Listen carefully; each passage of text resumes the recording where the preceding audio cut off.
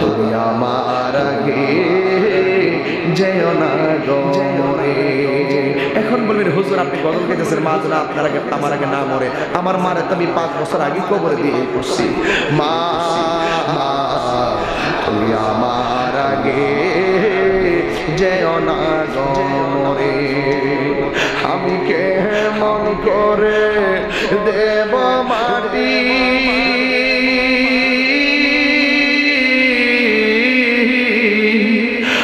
কেমন করে দেব মাটি তোমারি কবরে। মা তুমি আমার আগে যেও না গো মরে। মা গো তোমার মতো লয় না কে আমায় কোলে টানি। মাগো তোমার মতো লয় না কে আমায় কোলে টানি। আঁচল দিয়ে মোছে নাকি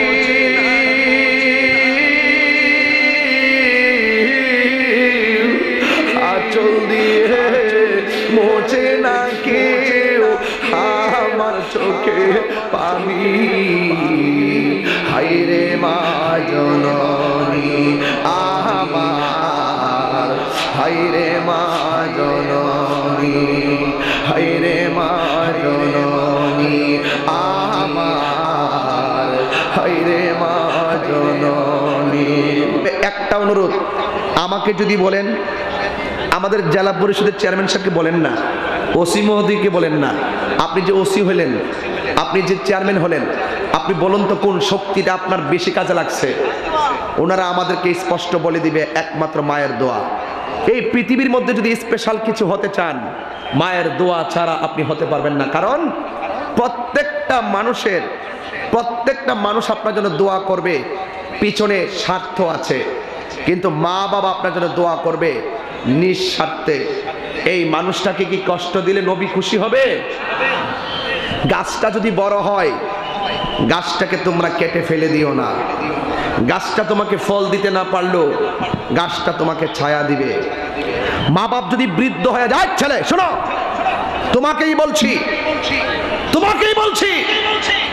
মা বাবা যদি বৃদ্ধ হয়ে যায়, মা বাবা যদি তোমাকে রুজি করে খাওয়াতে নাও পারে, মা বাবাকে ধমক দিবে না।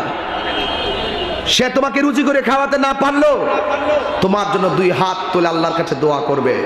এটা কি সঠিক? এটা কি সঠিক? এই জন্য যুবক, আসো আমি আমার মাকে একটু প্রশ্ন করি, মা আমি যখন তোমার মাঝে কনসেপ্ট হলাম, তোমার লাইফের অনুভূতিটা একটু আমার কাছে বলো। মা তখন এভাবে আপনাকে বলে দিবে, তুই যখন আমার পেটের মধ্যে ছিলি, আমি শুধু আপনাদের জন্য এই কথাগুলো বলতেছি, বলতাম না যেতে আমি বারবার আসতে পারি না। একটু একটা পরামর্শ দিয়ে যাই, ঘরটা যদি সুন্দর হয় সারা পৃথিবীটা সুন্দর, আর ঘরে যদি অশান্তি হয় সারা পৃথিবীটা অশান্তি মনে হয়। কথা বলেন ঠিক কিনা বলেন? মাকে জিজ্ঞাসা করবেন, মা আমি যখন আপনার পেটের মধ্যে গিয়েছি আপনার কাছে কেমন লেগেছে? মা আপনাকে উত্তর দিয়ে দিবে, তুই যখন আমার পেটের মধ্যে গিয়েছিস আমার চলার স্বাধীনতা আমি সেকেন্ডে হারায়া ফেলাইছি। আগে যেইভাবে আমি হাঁটতাম এইভাবে আমি হাঁটি নাই, উঁচা থেকে যেইভাবে নিচে নামতাম এইভাবে আমি নিচে নামি নাই। আমি এইভাবে চলার স্বাধীনতা হারিয়ে ফেলেছি। আবার যতই তোর মাসটা বাড়তে ছিল, 1 মাস 2 মাস 3 মাস 4 মাস 5 মাস হয়ে গেল, তুই আমার পেটের মধ্যে নড়াচড়া করলে আমার কাছে কষ্ট পেল, বড় ভালো লাগছে। মনে মনে ভাবছি তুই আমার পেটের মধ্যে জীবিত আছস। তুই যখন আমার পেটের ভিতরে নড়াচড়া বন্ধ করে দিয়েছিস তখন আমি দৌড়াইয়া ডাক্তারের কাছে চলে গিয়েছি। আর তুই যখন 7-8 মাস হয়েছে, আমি ঘুমাইতে গেলে ডান কাতে গেলে আমি রাতের বেলা ঘুমের ঘরে বাম কাতে যাইতাম না, বাম কাতে যাইতে গেলে ঘুমের ঘরে তুই যদি কষ্ট পাস। এইভাবে আমি রাতের বেলা দিনটা কাটাইলাম, রাতটা কাটাইলাম। রাতের বেলা আমি ঘুমের ঘরে হঠাৎ করে তুই আমার পেটের মধ্যে লাথি মেরেছিস, আমার ঘুম ভেঙে গেছে। আমি আমি আর ঘুমাইতে পারি নাই, ব্যথার যন্ত্রণায় সারাটা রাত আমি কষ্ট করে কান্না করে কাটাইয়া দিলাম। আমার বাবা জিজ্ঞাসা করছে কান্দো কেন? আমার মা সেই দিন বলছিল না এমনিতে আমার ঘুম আসে না, এই জন্য আমি বসে আছি। এইভাবে আমার মায়ের রাতের ঘুম আমি কাইরা নিলাম। মা দিনের বেলা খাইতে বসছে, প্লেটের খাবার মুখের মধ্যে নিবে, ওই মুহূর্তে আমি আমার মায়ের পেটের মধ্যে লাফি মেরে দিয়েছি। মায়ের খাবারের প্লেটটা মা দোকানে রেখে দিয়েছেন। ইন দি মিন টাইমে আমি আমার মাকে কেউ জিজ্ঞাসা করলো খাও না কেন? মা বলছে আমার মুখের মধ্যে রুচি নাই, অথচ আমি আমার মার লাথি মেরে মার খাবার কাইরা নিলাম। মায়ের কষ্টের কথা পৃথিবীর কারো কাছে বলে নাই। যুবক ভাইয়েরা আমার, ইন দি মিন টাইমে আমার মা যখন প্রসবের ঘরে গেল, চতুর্দিক দিয়ে দরজা বন্ধ, চতুর্দিক দিয়ে জানালাটা বন্ধ করে দেওয়া হলো। ইন দি মিন টাইমে মা দুঃখিনী ঘরের মধ্যে জীবন মরণ সন্ধিক্ষণে ডাক্তার এবং বিজ্ঞান বলছে যতটুকু ব্যথা হলে মানুষ মারা যায়, এর চাইতে কয়েক গুণ বেশি ব্যথা হয় মায়ের প্রসবের সময়। জম্মা يا نفس إن لم تظفري لا تجزعي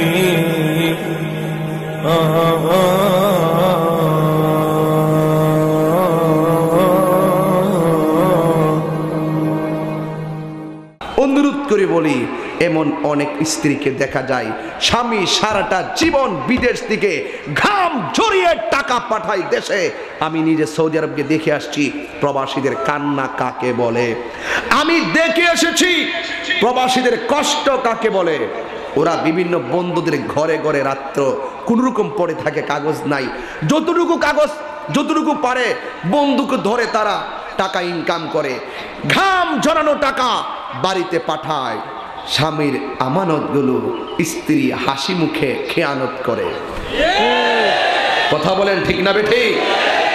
স্বামীর টাকাগুলো হাসি মুখে খেয়ানত করে। এরপর আবার দেশ থেকে স্বামীর প্রতি কত ধরনের ডিপ্রেশন। টাকা কোথায়? মাস কি শেষ হয় নাই? গত মাসে এত পাঠাইলা, এই মাসও টাকা নাই কেন? এই ডিপ্রেশনের পরে পরে অনেক স্বামী লাইভে এসে ফ্যানের মধ্যে রশি দিয়ে আত্মহত্যার পথ বেছে নেয়। মনে রাখবেন স্ত্রীগণ, স্বামীর হাজারো পরিশ্রম হাসি মুখে গ্রহণ করবে যদি আপনি একটু ইনসাফ করে কথা বলেন। ঠিক কি না বলেন? অনুরোধ করব, স্ত্রী স্বামীর কাছে দাসী নয়, যেমন আমানত স্বামীর টাকা পয়সা স্ত্রীর কাছে লুটের মাল নয়, সেটাও আমানত। এই জন্য এই টাকাকে আপনি সুন্দর করে সংরক্ষণ করার দায়িত্ব আপনার। কথা বলেন ঠিক কিনা বলেন? এই জন্য আমার রাসূল বলছেন, মা আপনার কি স্বামী আছে? হ্যাঁ আছে, যান আপনার স্বামীর খেদমতে চলে যান। জোরে কি সুবহানাল্লাহ মুখ দিয়ে বলবেন না? আল্লাহু আকবার বলেন না? এবার মহিলা ডাক দিক, নবী গো, ও মায়ার নবী, আমার স্বামীর খেদমতে চলে গেলে আমি তো জিহাদের ময়দানের মর্যাদা পাবো না। আমার নবী বলে, মা জান সেটাও আরেকটা ইবাদত। এরপরে মহিলাটা ডাক দিয়া কয়, নবী গো, আমার যদি যাইতে অনুমতি না দেন তাইলে আমার কোলের মধ্যে একটা ছোট বাচ্চা আছে, এই বাচ্চাটাকে আপনি জিহাদের ময়দানে আপনার সঙ্গে নিয়ে যান। ইন দি মিন টাইমে আমার নবী ডাক দিয়া বলে, মা যুদ্ধে নিলে আমি কি যুদ্ধ করব নাকি তোমার ছেলে রাখবো? সাহাবায়ে কেরাম কি যুদ্ধ করবে নাকি তোমার সন্তান রাখবে? এই কথা বলার পরে মহিলাটা ডাক দিয়ে কই, নবী গো, আমার সন্তানকে সাহাবায়ে কেরামদের কোলে রাখার জন্য আমি দিচ্ছি না, আমার সন্তানটাকে আপনার কোলের মধ্যে রাখবেন। নবী আমার ডাক দিয়ে বলে, মা আমি যুদ্ধ করব কেমনে? ও নবী গো, আমি এত কিছু জানি না, আমার সন্তানটাকে আপনার কোলের মধ্যে রাখবেন। যেই মাত্র এই কথা বলছে রে বাবা, ওই যে আমার নবী আপনার নবী বলেছেন, লা ইউমিনু আহাদুকুম হাত্তা আকুনা আহাব্বা ইলাইহি মিন ওয়ালিদিহি ওয়া ওয়ালাদিহি। সন্তানের চাইতে নবীর বেশি ভালোবাসতে হবে। এই মহিলাটা ইহুদির জমিনে দেখায়া দিয়েছেন। ওই মহিলাটা ডাক দিয়ে কই, ইয়া রাসূলুল্লাহ, আমার সন্তানটারে আপনি নবীর কোলের মধ্যে রাখবেন। ইয়া রাসূলুল্লাহ, ইয়া হাবিবাল্লাহ, নবী গো, নবী গো, নবী।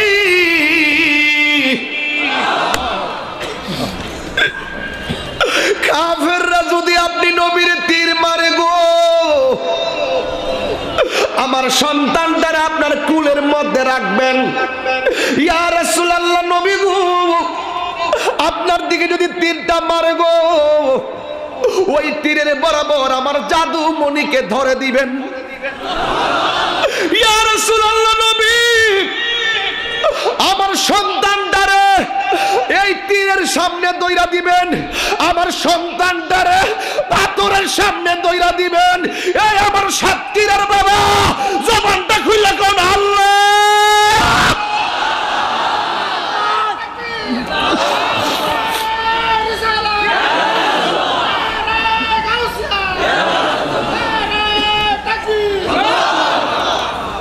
ইয়া রাসূলুল্লাহ, নবী গো, নবী গো, আমার জাদুমণিটারে আপনি তীরের সামনে ধরে দিবেন। আমার জাদুমণির গায়ের মধ্যে তীর লাগলে আমি হাসি মুখে মেনে নিব, কিন্তু আপনার বদন মুবারকি পাথরের আঘাত লাগলে আমি পাগল নিয়ে সহ্য করতে পারবো না। জন্ম আমার নবীর যুগে হলে কেমন হতো। একটা গজল গাইবো, কষ্ট নিবেন না তো আপনারা। আমি কিন্তু ভয়ে গাই না, ভয়ে। কোন সময় আপনারা কোন দিকে নিয়ে ছাড়েন এগুলো আমার ভালো লাগে না। আপনারা একটু মহব্বতের সাথে আমার সঙ্গে একটু পড়েন। জন্ম আমার নবীর যুগে, তাহলে আপনার পারেন না গজলটা, অল্প স্বল্পে পারেন। হলে কেমন হতো বলবেন, জন্ম আমার নবীর যুগে। আমি শিখাইয়া দিয়া যাই, গতবার তো মেহেরবান বলছিলাম তাই না? মেহেরবান গজলটা কি মনে আছে আপনাদের? আচ্ছা, এবার গতবার একটা হামদ গাইলাম, এবার একটা নাদ দিয়া শুরু করলাম। বলেন, জন্ম আমার নবীর যুগে হলে কেমন হতো। জন্ম আমার নবীর যুগে দুনয়নে রাসূল পাক দেখিলে কেমন হতো। দুনয়নে রাসূল পাক দেখিলে কেমন হতো। জন্ম আমার নবীর যুগে হলে কেমন হতো। জন্ম আমার নবীর যুগে আসিত ভেসে হজরতে বেলালের মধুর আযান। সেই আযানে ছিল এমন প্রেম মুগ্ধ রহমান। আসিত বেশে হজরতে বেলালের মধুর আযান। সেই আযানে ছিল এমন প্রেম মুগ্ধ রহমান।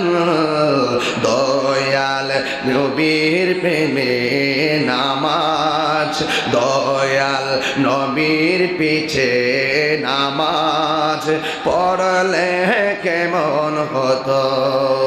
দুনয়নে রাসূল পাক দেখিলে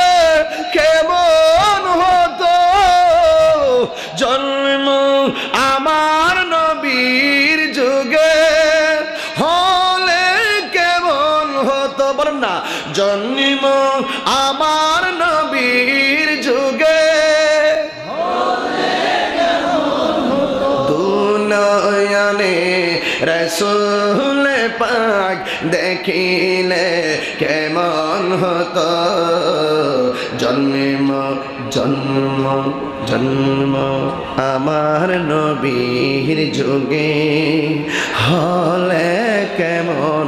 কি বুঝলেন কোন তো দেখি, কি কি কি বুঝলেন আপনারা, কি বুঝলেন? আল্লাহু আকবার 3 বার কোন তো দেখি শুনি। আল্লাহু আকবার মানে কি বুঝলেন আপনারা? গজলের অর্থ কি বুঝলেন?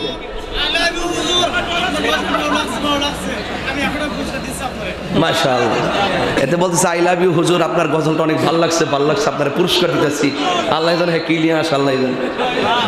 ওরে চেক টেক করে তোলেন, বলা যায় না তো আবার। আমাদের ওসি স্যার আছে, ওসি স্যার দেখেন তো কি নিয়ে আইছো। এই ওসি স্যারে দিয়ে রিসিভ করো কি নিয়ে আসছে।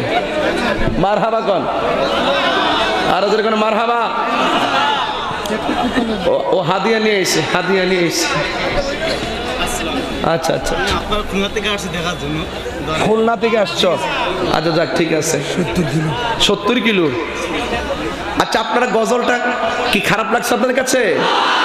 আমি বুঝাইলাম স্যার, আমি বুঝাইলাম ওই জিনিসটাই ওই আমলে মহিলা রসুলকে পেয়েছেন, পেয়ে সন্তানটাকে নবীর হাতে হ্যান্ডওভার করেছেন। আমরা তো 1450 বছর ইতিহাসের পরে পড়ে গেছি। এখন জন্ম আমার নবীর যুগে হলে কেমন হতো? যদি নবীর যুগে সাতক্ষীরাবাসী থাকতাম তাহলে আপনারা কি করতেন? আসেন একটু বিশ্ববাসীকে জানিয়ে দেই, আমার নবীকে জানিয়ে দেই, ইয়া রাসূলুল্লাহ আপনার যুগে যদি আমরা থাকতাম, আমরা উহুদের জমিনেই থাকতাম। কাফেররা যদি আপনাকে পাথর মারতো, আপনাকে তীর মারতো, ওই তীরের বরাবর আমরা সাতক্ষীরাবাসী খুলনাবাসীর বুকটাকে পেতে দিতাম, আপনার শরীরে তীর মুবারক লাগতে দিতাম না। হাত তুলে বলেন ঠিক কিনা বলেন।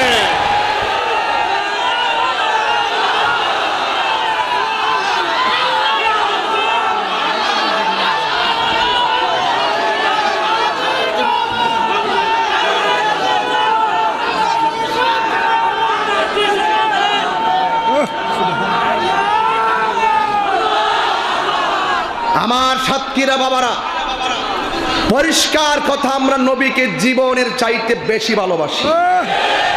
কথা বলুন ঠিক কিনা বলেন।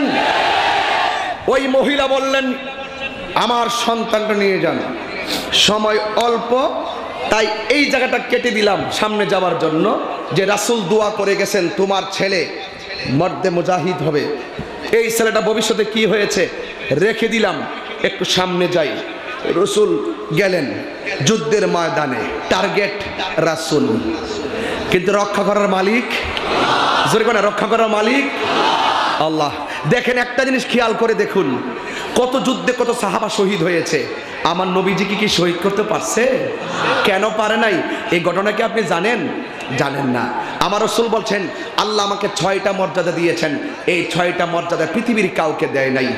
এর মধ্যে একটা হলো ওয়া নুসিরতু বিররুবে, আমার পিঠ দিয়ে এমন একটা চোয়াল আছে, কেউ যদি আমাকে মারতে আসে এই চোয়ালটা এইভাবে দাঁড়িয়ে যায় তাকে খাওয়ার জন্য। জোরে বলেন না আল্লাহু আকবার। কোনোভাবেই আমার রাসূলকে তারা মারতে পারেনি। আরেকটা হলো আমার নবী বলেন আমি হইলাম শেষ নবী, আমার পরে আর কোনো নবী আসবে না। এটাই হলো আমার নবীর আরেকটা শ্রেষ্ঠ মর্যাদা। এই কথাটা আদম নবী বলতে পারবে না, ইব্রাহিম নবী বলতে পারবে না, ঈসা নবী বলতে পারবে না, আমার নবী বলতে পারবেন আনা খাতামুন নবিয়্যিন লা নাবিয়্যা বাদি, আমি নবী হলাম শেষ নবী, আমার পরে আর কোনো নবী আসবে না। এই জন্য যারা আমার নবীকে শেষ নবী মানবে না তারা কখনো মুসলমান হতে পারেন না। ঠিক কিনা বলেন? এগুলো আমার নবীর মর্যাদা আপনাকে জানতে হবে, আপনাকে জানতে হবে। রাসূল করিম সাল্লাল্লাহু আলাইহি ওয়াসাল্লাম যুদ্ধের ময়দানে চলে গিয়েছেন। টার্গেট কে? আমার নবী। রক্ষা করার মালিক কে? আল্লাহ। এবার কাফেররা সিদ্ধান্ত নিল নবীকে কি করতে হবে? শেষ করে দিতে হবে।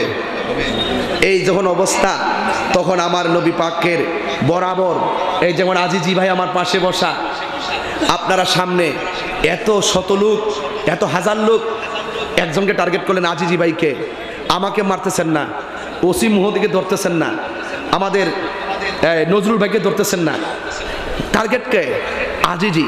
ওরা বলল তাড়াতাড়ি রসুলের বরাবর তাক করবি, শেষ করে দিবি, তাইলে নেতা যখন শেষ হয়ে যাইব সব শেষ, লিডার যখন শেষ সব শেষ। এবার ওরা এইভাবে তীর ধরছে আমার মোস্তফার দিকে। নবীর একজন প্রিয় সাহাবী যার নাম হলো হযরতে তালহা, তালহা রাদিয়াল্লাহু তাআলা আনহু আমার নবীরে দেখিয়া ফলাইলেন।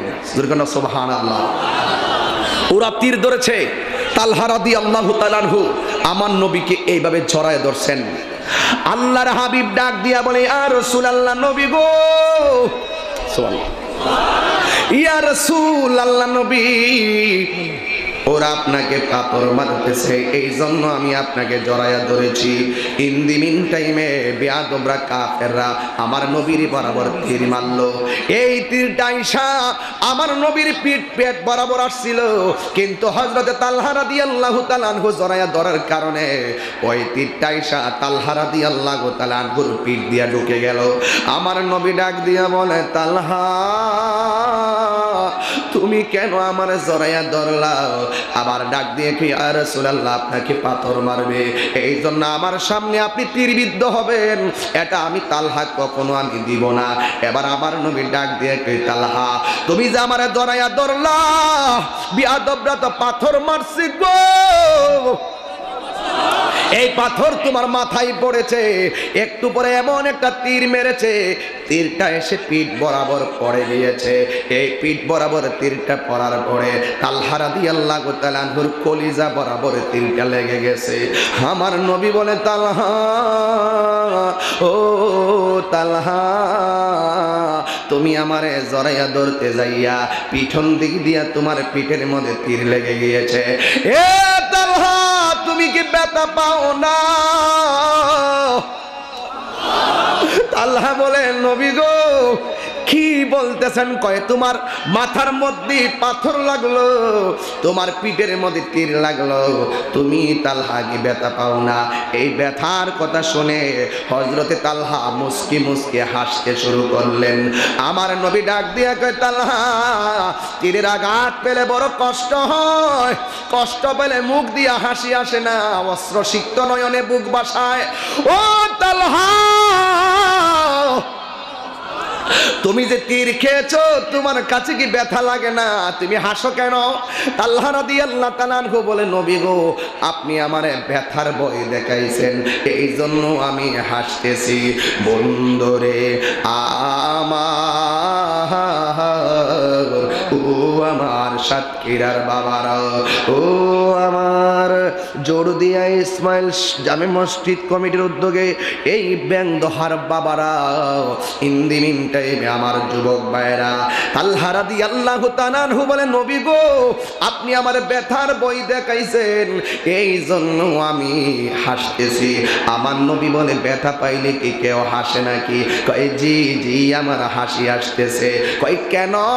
আপনি যে আমার ব্যথার কথা বললেন, এই জন্য হাসতেছি। তালহা, তুমি কি বলতেছো বুঝি না। এবার তালহা রাদিয়াল্লাহু তাআলা আনহু ডাক দিয়ে, নবী গো, আপনি আমার ব্যথার কথা বললেন তাই হাসি দিয়েছি।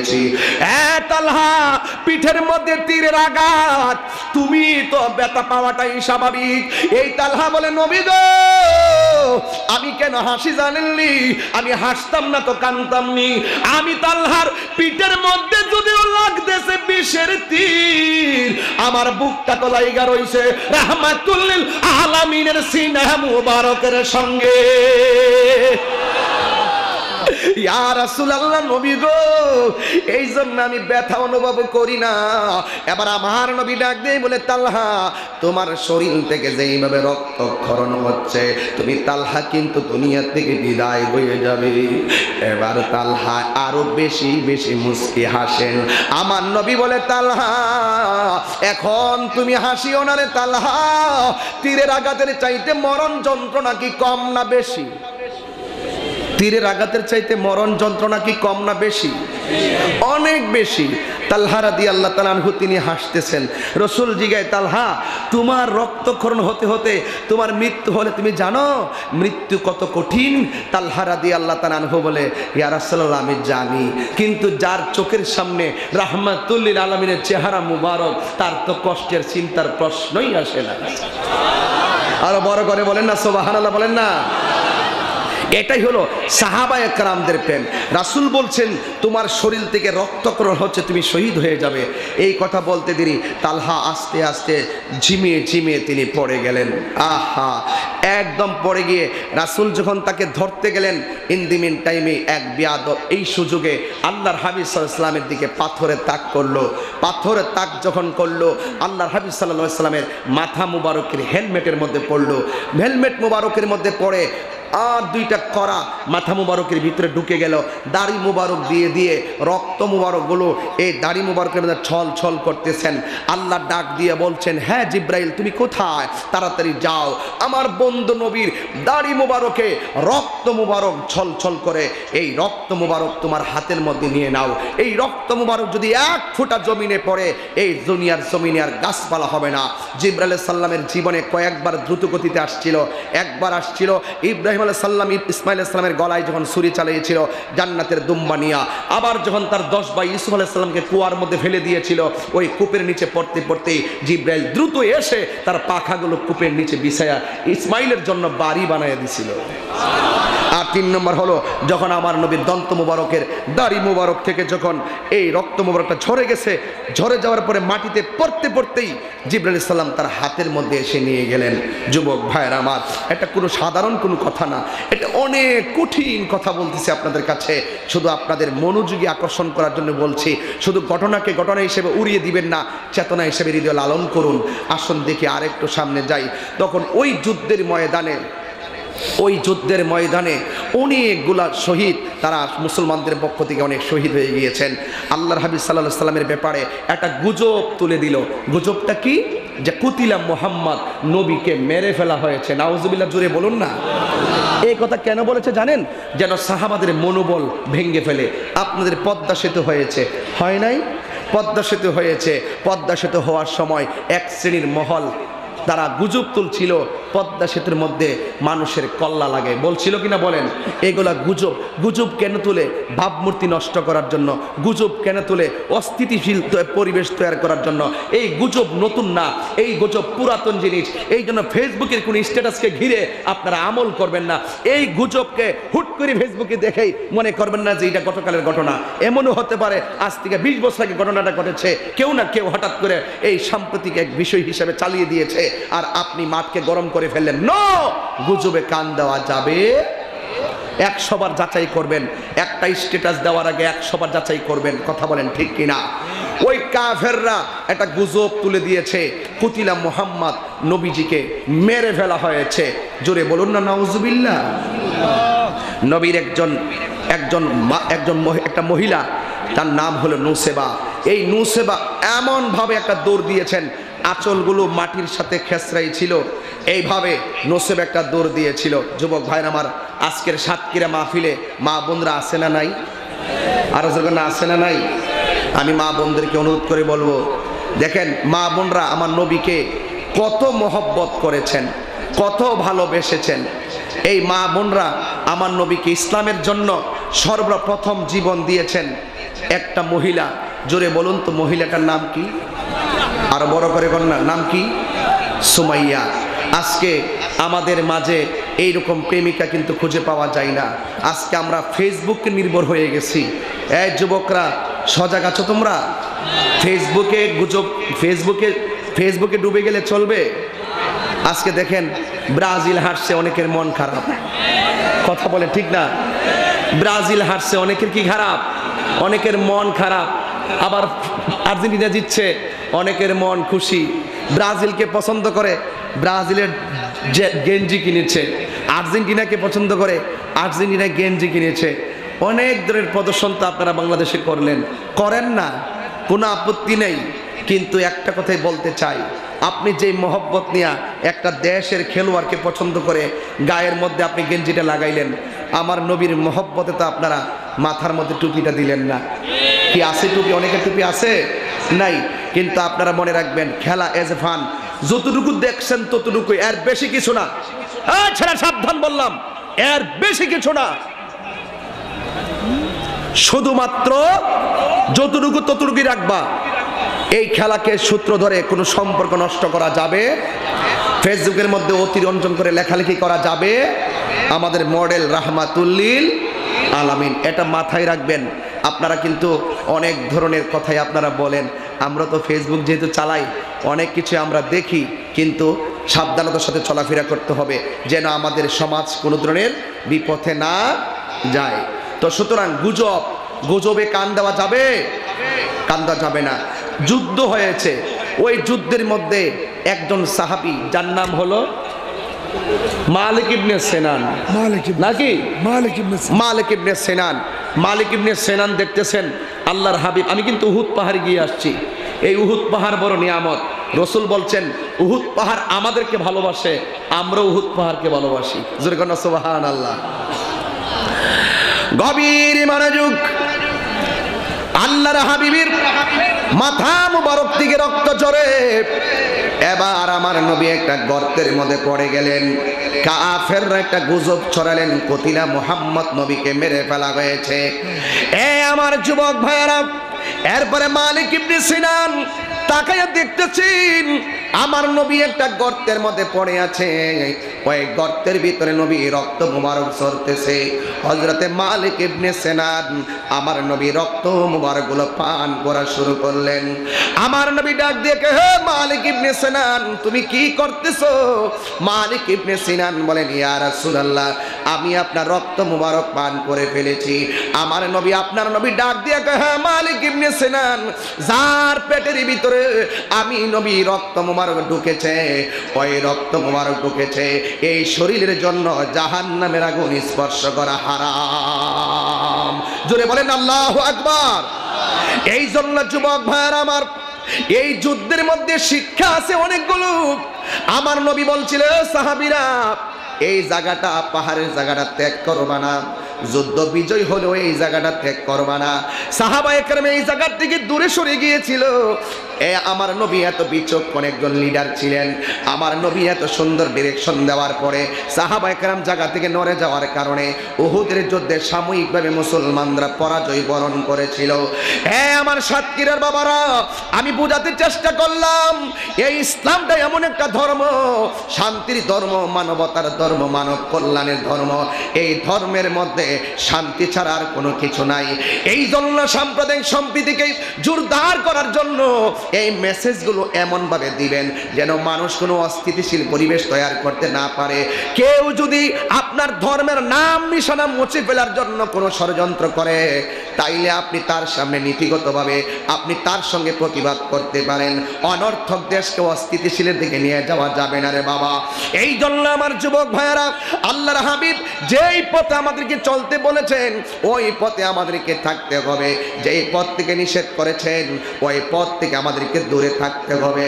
আল্লাহর হাবিব সাল্লাল্লাহু আলাইহি সাল্লাম কখনো তাসবিহ হাতে নিয়ে বালিশের মধ্যে শুয়ে শুয়ে আল্লাহ আল্লাহ জিকির করেছেন, আবার কখনো জাবালে নূরের মধ্যে আমার নবী হেরা গুহায় গিয়ে ধ্যান করেছেন, আবার কখনো কখনো আমার নবী জিহাদের ময়দানে হককে প্রতিষ্ঠা করতে গিয়ে জিহাদ করেছেন।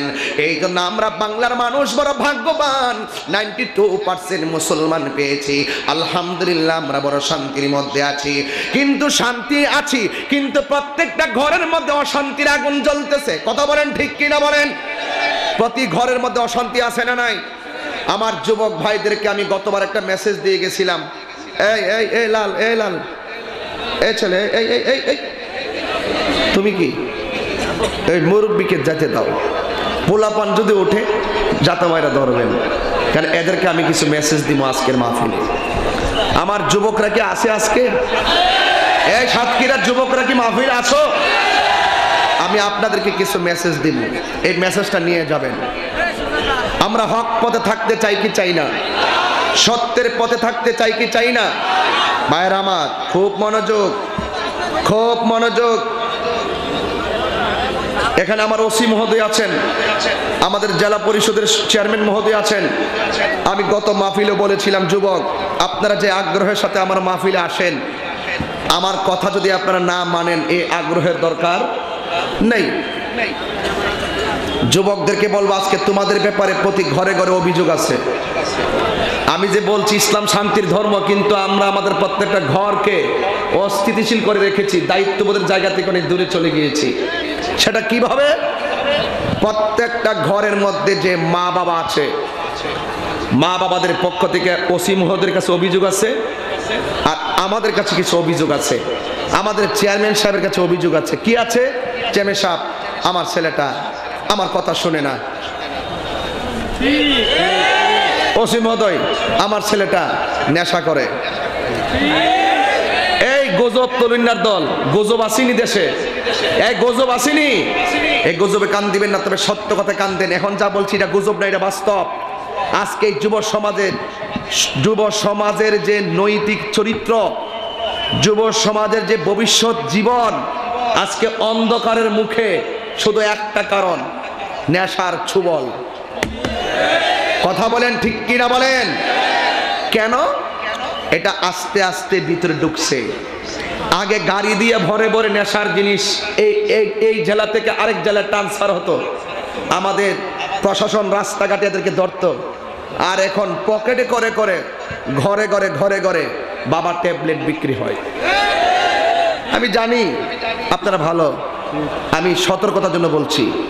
এখন বর্তমানে এই বিষয়টা অত্যন্ত ভয়াবহ। আমার কাছ থেকে তথ্য নেবেন, আমাদের এই ব্রাহ্মণবাড়িয়ার আশেপাশে অনেক ঘটনা ঘটছে। নেশার টাকা না পেয়ে বাবাকে গলায় ছুরি চালিয়ে হত্যা করেছে। পত্রিকায় খুলে দেখেন, এমন ঘটনা অহরহ ঘটছে। আমি নবীর মহব্বতে আলোচনা করছিলাম। নবীর মহব্বতের জন্য সাহাবায়ে কেরাম জীবন দিয়ে দিছে, আর আমরা নবীর মহব্বতের প্রেমের নেশা না করে ইয়াবা ট্যাবলেটের নেশায় মজে গিয়েছি, বাবা ট্যাবলেটের নেশায় মজে গিয়েছি। এই যুবক, আমি তোমাকেই বলছি।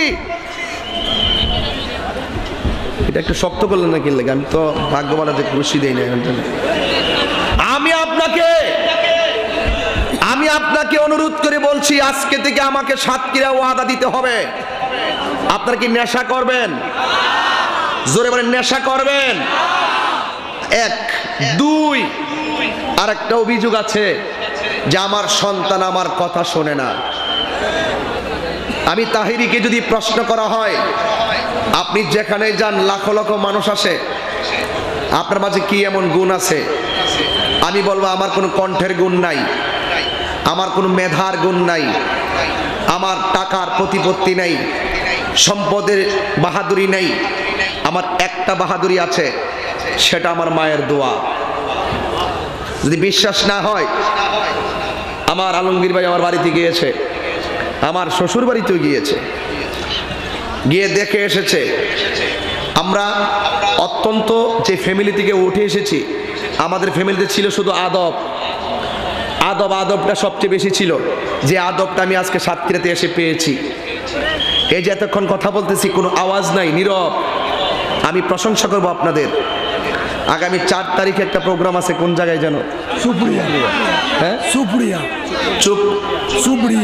সুপ্রিয়া মাধবকাঠি সুপ্রিয়া।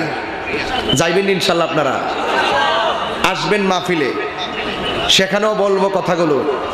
তবে একটা অনুরোধ, আমাকে যদি বলেন, আমাদের জেলা পরিষদের চেয়ারম্যান সাহেবকে বলেন না, ওসি মহোদয়কে বলেন না, আপনি যে ওসি হলেন, আপনি যে চেয়ারম্যান হলেন, আপনি বলুন তো কোন শক্তিটা আপনার বেশি কাজে লাগছে। ওনারা আমাদেরকে স্পষ্ট বলে দিবে, একমাত্র মায়ের দোয়া। এই পৃথিবীর মধ্যে যদি স্পেশাল কিছু হতে চান, মায়ের দোয়া ছাড়া আপনি হতে পারবেন না। কারণ প্রত্যেকটা মানুষ আপনার জন্য দোয়া করবে, পিছনে স্বার্থ আছে, কিন্তু মা বাবা আপনার জন্য দোয়া করবে নিঃস্বার্থে। এই মানুষটাকে কি কষ্ট দিলে নবী খুশি হবে? গাছটা যদি বড় হয়, গাছটাকে তোমরা কেটে ফেলে দিও না। গাছটা তোমাকে ফল দিতে না পারলো, গাছটা তোমাকে ছায়া দিবে।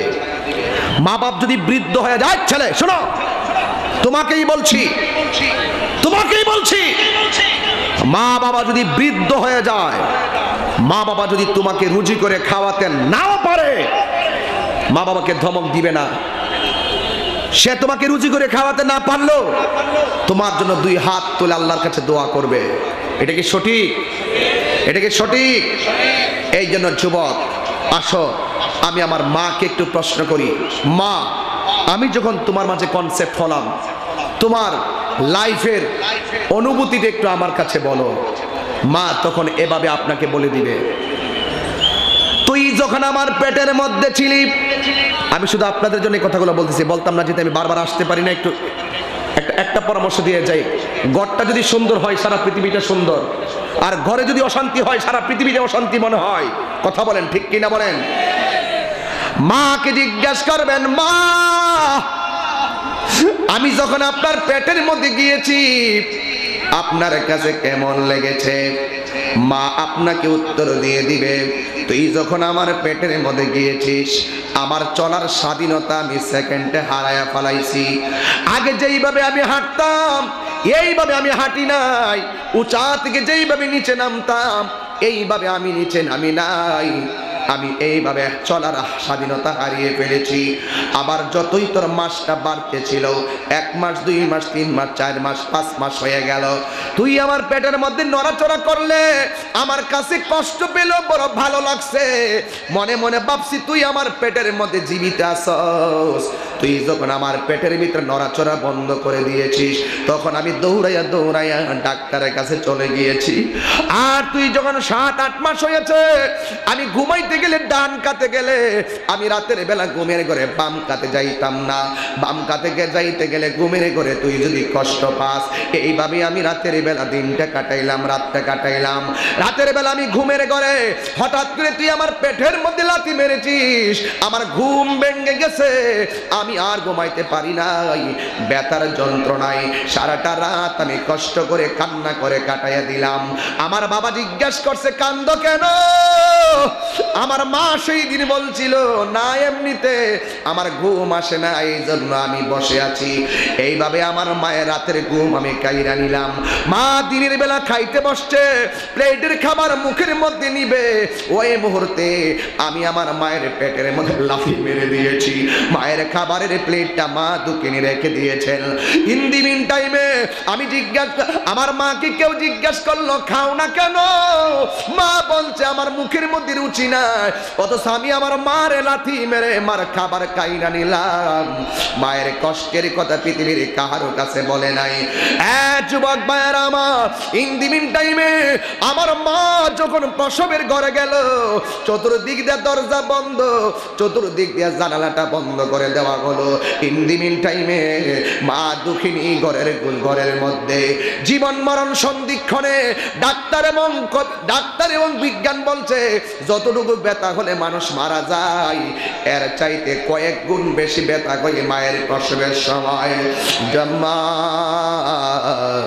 তুমি আমার আগে যেও না গো মরে। এখন বলবেন হুজুর আপনি গজল গাইতেছেন মা যেন আপনার আগে আমার আগে না মরে। আমার মারে তো আমি 5 বছর আগে কবরে দিয়ে পড়ছি। মা তুমি আমার আগে যেও না গো মরে, আমি কেমন করে দেব মাটি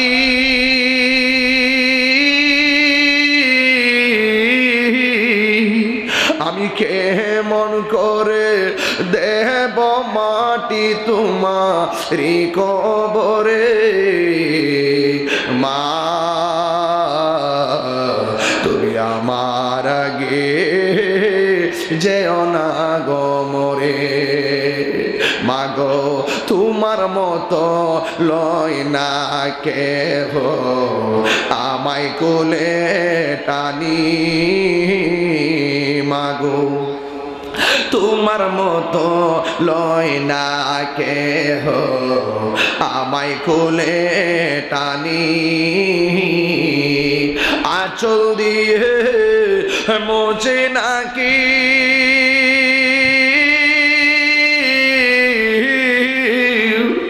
আঁচল দিয়ে মোছে না কেউ আমার চোখে পানি। হায়রে মা জননী আমার, হায়রে মা জননী, হায়রে মা জননী আমার, হায়রে মা জননী। ও সাতক্ষীরার বন্ধু, আমি সব মাহফিলে 5 মিনিট মায়ের কথা বলি। আজকে মা সংসারে বড় অবহেলিত। সন্তান তাকে ঢাকা শহরের 10 তলা বিল্ডিং এ, মা তাকে বৃদ্ধাশ্রমে। এই লজ্জা রাখি কোথায়? কথা বলেন না ঠিক কি না? এই জন্য যুবক, তোর পায়ের মধ্যে দইরা দেয়া বইলা যায়, মা এমন একটা সম্পদ, তোর জন্য দোয়া করলে তুই ওলি হইয়া যাবি, তোরে বদদুয়া দিলে তুই ধ্বংস হয়ে যাবি রে যুবক। এই জন্য আপনারে অনুরোধ করে বলে দিয়ে যায়, মায়ের মনে কখনো কষ্ট দেওয়া যাবে না। আমি সাতক্ষীরা আসছি, আজকে যদি আমার আব্বা দুনিয়ার মধ্যে বাইচা থাকতো, আব্বা আমার জিগাই তো পুত্রী কোথায় যাস, আমি বলতাম যাই সাতক্ষীরাতে, তখন আমার আব্বা বলতো নিশ্চিত 100% এই কথাটা বলতো, খান জাহান আলী রহমতুল্লাহ আলাইহি রওজা মুবারকটা জিয়ারত করবি। এমন ভাবে এলাকার ভিতরে বহুত মাজার আছে, বাগের হাট আছে। ও যুবক, আমার আব্বা আমার এইভাবে ডিরেকশন দিত। আজকে 4-5টা বছর হয়ে গেল আমার আব্বা দুনিয়াতে নাই। আজকে আমি ঘর থেকে যখন বের করলাম, আমার আলমগীর ভাই কোথায় যেন, আমার আলমগীর ভাই আমারে বলল, ও তাহিরি হুজুর, আমার আব্বার শরীরটা বেশি ভালো না, আমার আব্বার একটু দেখে মাহফিলে যাইবেন। আমারে আসার সময় ওসি মহোদয় সহকারে আমরা যখন গেলাম, ওই ওনার আব্বা যখন যেই মাত্র আমরা দেখছি, আমার আলমগীর ভাই বলতেছে, আমি দিনের বেলা ওষুধ কিনা বাড়িতে পাঠাইলাম, কিন্তু এখন আপনারা দেখে একদম সুস্থ হয়ে গেছে, তিনি ডক ডক করে মাহফিলে চলে এসেছে। এই জন্য আলমগীর বাইরে আজকে বাপটা অসুস্থ, হয়তো তুমি আমার দেখাইতে নিছো, এমন একটা সময় আসবে এই বাবা দুনিয়ায় যখন থাকবে না, এই বাবার শূন্যতা পৃথিবীর কেউ পূরণ করতে পারবে না।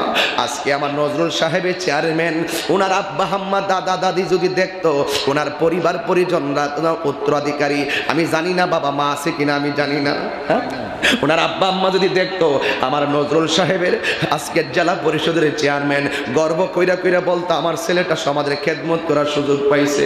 ও আমার বাবারে, আমার আব্বা যদি বাঁচত, আমার আব্বা কইতো আমার ছেলে সাতক্ষীরা গেছে, আমার কত মানুষের কাছে দোয়া চাইতো, এই মানুষটা কবরে চলে গেছে। এই আমার আশরাফুল ইসলাম আজিজি ভাইরে, তুমি যে ওয়াজ করতেছো, তুমি এত ওয়াজ করার দোয়া কোথায় থেকে পাইলা? তিনি বলবে, তাহিরি ভাই আমার জন্য আমার আম্মা আব্বা দোয়া করছুন।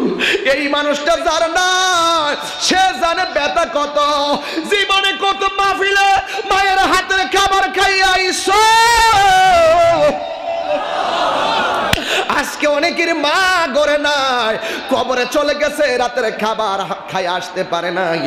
আমিও আমার বাড়িতে যখন যাইতাম, আমার আব্বা যে ঘরের মধ্যে থাকে, আমি সব সময় মাহফিল থেকে শেষ রাইতে আমি বাড়িতে যাইতাম, কিন্তু যাওয়ার পরে আমার আব্বা দরজাটা খোলা রাখতো।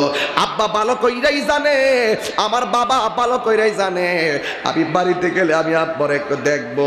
এই জন্য আমি প্রতি রাত্রে যাইয়া যাইয়া দরজা খুললা শেষ রাইতে আমার বাবার হাতের মধ্যে হাত বুলাইয়া দিতাম। এই দুঃখ আমি রাখবো কই?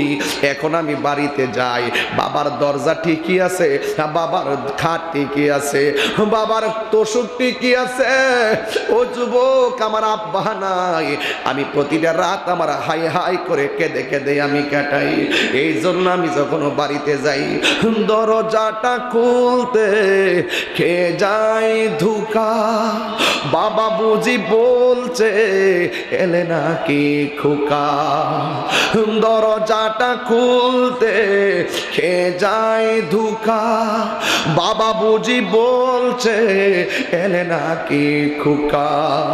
বুকের ভেতরটা নড়ে চড়ে ওঠে, চোখে বেয়ে জল নেমে আসে, শুধু বাবা নেই, শুধু বাবা নেই, শুধু মানে, শুধু মানে। জানি ফিরে পাবো না হারানো তিথি, বাবা শুধু তাহিরির প্রেমে বাঁধা স্মৃতি।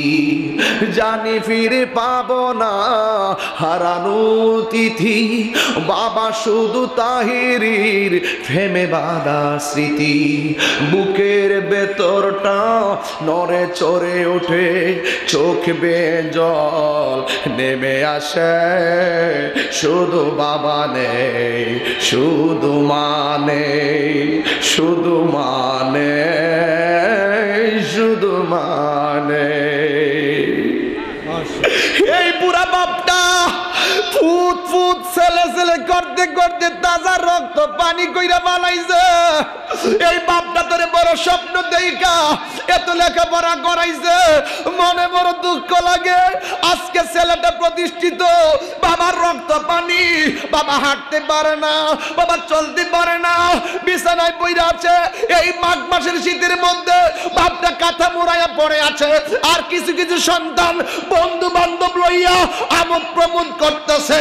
আল্লাহর কসম করে বলি, আমার আল্লাহ কোরআনের মধ্যে বলেছে, ইম্মায়াবলুগান্না ইনদাকাল কিবারা আহাদুহুমা আও কিলাহুমা উফফি ওয়ালা তানহারহুমা ওয়া কুল লাহুমা কওলান কারীমা ওয়াখফিজ লাহুমা জানাহাজ যুল্লি মিনার রাহমা ওয়া কুর রাব্বিরহামহুমা কামা রাব্বায়ানি সগীরা।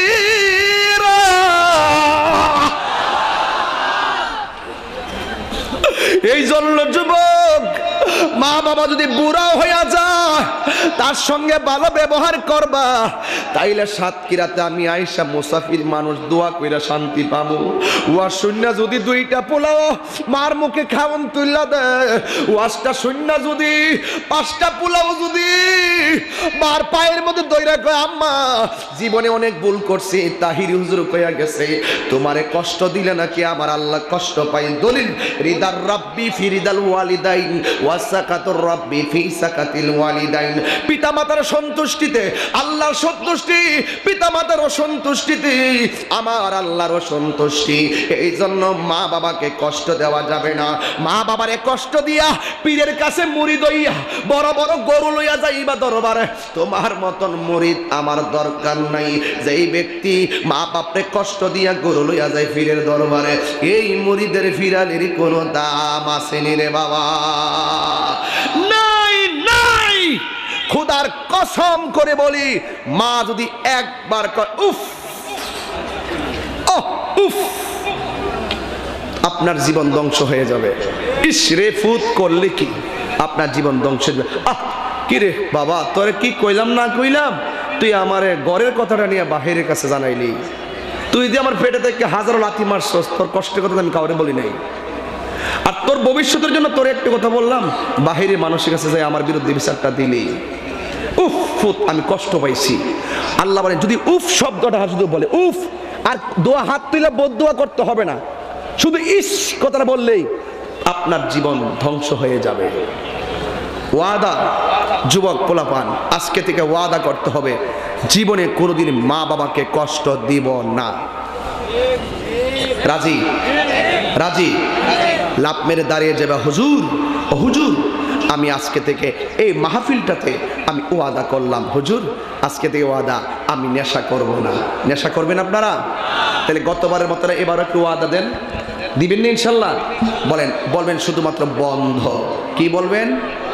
সবাই বলতে পারবেন? নেশা। এই নিয়ে আওয়াজ আপনাদের, বলেন নেশা। হ্যাঁ, নেশা বন্ধ না বলবেন? নেশা হয় নাই তো, বন্ধ। পোলাপান, নেশা বন্ধ, নেশা, ইয়াবা, ফেন্সি, গাঞ্জা, সুদ, ঘুষ, চুরি, ডাকাতি, মুনাফিকি, গীবত, নামাজ। ওই ওইটা কি দেখো, তোমরা কানে শুনো না, কি দেখো আমি এখন বলবেন চলবে সবসময় তো কই কথাগুলো নাকি দরকার আছে? দরকার আছে, এইগুলো খুব জরুরি, এগুলো বর্তমান প্রেক্ষাপটে খুবই জরুরি এই ইয়াং জেনারেশনের জন্য। বলবেন যে চলবে নামাজ, চলবে নামাজ, আরো বড় আওয়াজ দিব যেন কবরবাসীরা খুশি হয়ে যায়। নামাজ, রোজা, হজ, যাকাত, ইবাদত, মহব্বত, খেদমত, সোহবত, নামাজ, মিলাদ, কিয়াম, মাজার জিয়ারত চলবে। কিন্তু সেজদা করা যাবে? কোন মাজারে সেজদা করা যাবে? আল্লাহর ওয়ালির উসিলা করে আল্লাহর কাছে বলা যাবে যে আল্লাহ আমার দিকে না তাকা, তোমার বন্ধুর উসিলায় তুমি আমার দোয়াটা কবুল করো। ওয়াবতাগু ইলাইহিল ওয়াসিলা।